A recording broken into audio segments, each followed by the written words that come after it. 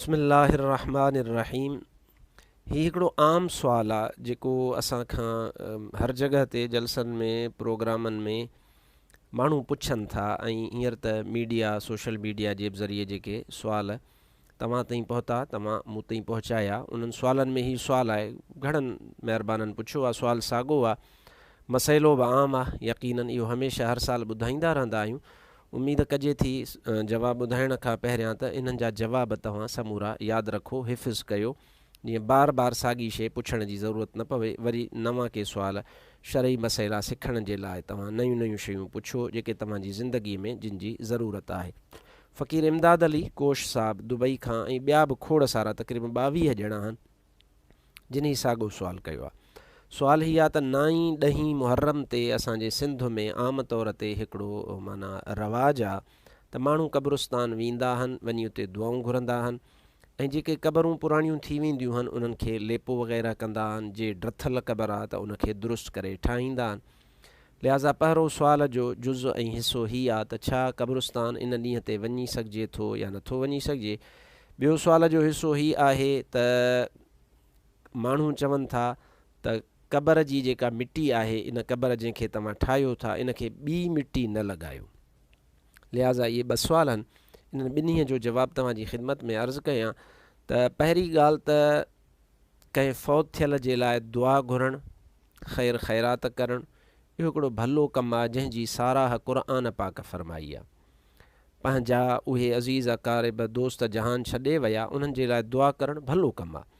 अल्लाह सिंह क़ुर पाक में इरशाद फ़रमायो, वल्लज़ीन जाऊ मिन बअदिहिम यक़ूलून रब्बना इग़फ़िर लना वलिइख़वानिना अल्लज़ीन सबक़ूना बिल ईमान वला तजअल फ़ी क़ुलूबिना ग़िल्लन लिल्लज़ीन आमनू रब्बना इन्नका रऊफ़ुर रहीम। मारूफ़ आयत आहे जंहिंमें अल्लाह साईं उन्हनि माण्हुनि जी तारीफ़ फ़रमाई आहे जेके फ़ौत थियलनि जे लाइ मग़फ़िरत जी दुआ घुरंदा आहिनि। त इहो हुक्म आम में दाख़िल आहे।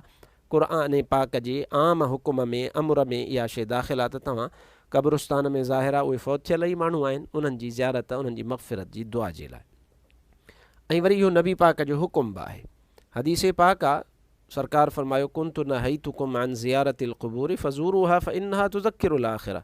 सरकार फ़रमायो त मूं तव्हांखे क़ब्रिस्तान वञण खां मनो फ़रमायो हुयो, पर हाणे हुकुम ॾियांव थो त तव्हां वेंदा कयो, छो त इहा ज़ियारत तव्हांखे आख़िरत जी यादि ॾियारींदी। नंबर 3 त नबी पाक सल्लल्लाहु अलैहि वसल्लम जी ख़ुदि इहा सुन्नत बि आहे। मारूफ़ रिवायत आहे त अन्न नबी सल्लल्लाहु अलैहि वसल्लम कान यअती क़ुबूर शुहदाए बिउहुदिन अला रअस कुल्ल हौलिन। हुज़ूर अकरम सल्लल्लाहु अलैहि वसल्लम हर साल शुहदाए उहुद वारनि वटि ईंदा हुया।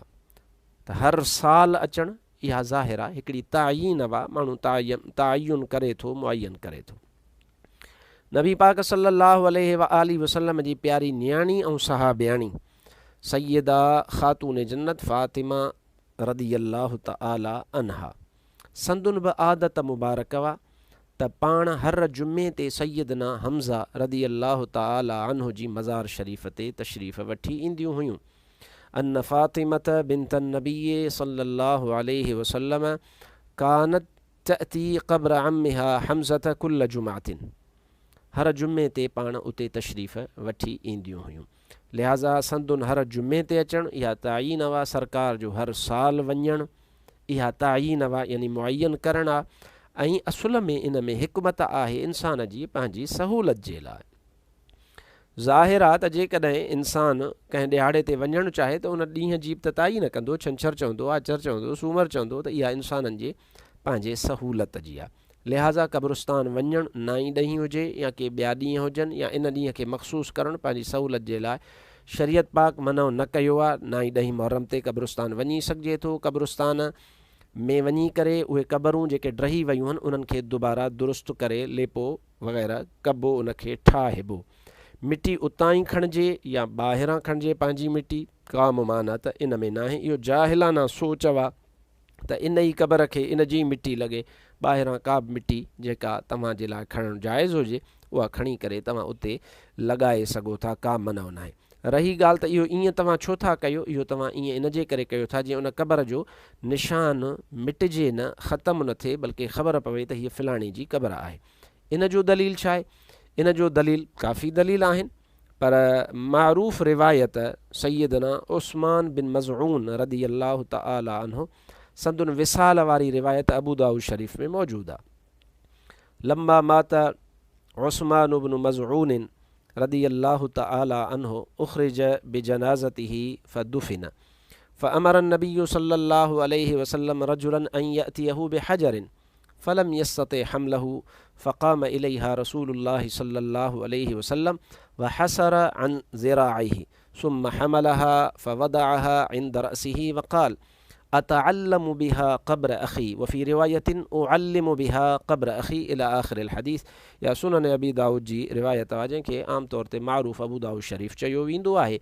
उन में इहा रिवायत मौजूद आहे त हज़रत उस्मान बिन मज़ऊन विसाल फ़रमाए विया, सरवरे दो आलम सल्लल्लाहु अलैहि वसल्लम मौजूद हुया, जनाज़ो संदुन आंदो वियो, हज़रत उस्मान जो खेनि दफ़न कयो वियो। सरकार सहाबी खे फ़रमायो त पथर खणी आ, हू वियो खणणु, उहो न खणी सघियो, सरकार पाण विया, पंहिंजूं ॿाहूं कुंजियाऊं, सरकार उहो पथर पाण खयो, अची करे हज़रत सैयदना उस्मान बिन मज़ऊन जे मथे वारे पासे खां उहो पथर रखी करे सरकार फ़रमायो ओ अल्लिमु बिहा क़ब्र अख़ी औ अतअल्लमु बिहा क़ब्र अख़ी, मां ही निशान थो लॻायां त जीअं ख़बर पवे त हीअ मुंहिंजे भाउ जी क़ब्र आहे। लिहाज़ा तव्हांखे इहा ॻाल्हि ज़हन में हुजणु घुरिजे त रसूलुल्लाह जो इहो फ़ेल मुबारक उन खे माना निशान लॻायो वियो त हीअ फ़लाणे जी क़ब्र जी ख़बर पए। लिहाज़ा इन हदीस पाक मां साबित आहे अॼु ताईं मुसलमाननि जो तआमुल इन शइ ते अमल करण बि इन जो दलील आहे। मा रआहुल मुस्लिमून हसनन फहुव हसनुन। लिहाज़ा अवां जे जेको सुवाल आहे मां तफ़सीली अर्ज़ु कयो आहे, 9-10 मुहर्रम ते क़ब्रिस्तान वञी दुआ करे सघिजे थी, क़बरूं जेके ड्रही वियूं आहिनि उनखे दुरुस्त करे सघिजे थो। तव्हां उन्हनि वटि वञो, दुआऊं घुरो ऐं उन्हनि जे लाइ ख़ैर ख़ैरात करे सघो था। अल्लाह साईं असांखे अमल जी तौफ़ीक़ नसीब फ़रमाए।